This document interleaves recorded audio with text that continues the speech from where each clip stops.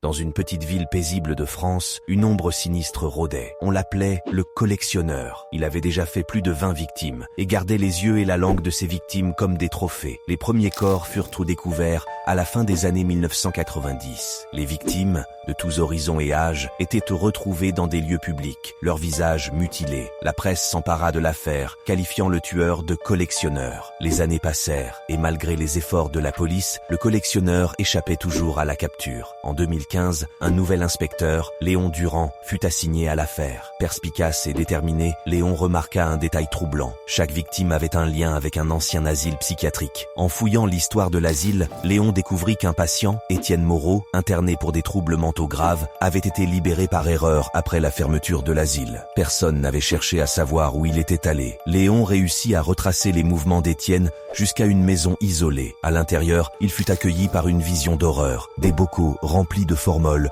contenant des yeux et des langues. Au milieu de la pièce, Étienne Moreau se tenait, un sourire dément aux lèvres. Une lutte brutale s'ensuivit, mais Léon réussit à maîtriser le tueur. Avec l'arrestation d'Étienne Moreau, un chapitre terrifiant de l'histoire de la ville prit fin. Les habitants purent enfin trouver un semblant de paix. Léon Durand fut salué comme un héros, bien que les images des bocaux et des visages mutilés le hantent toujours. Ainsi se termina le règne du collectionneur.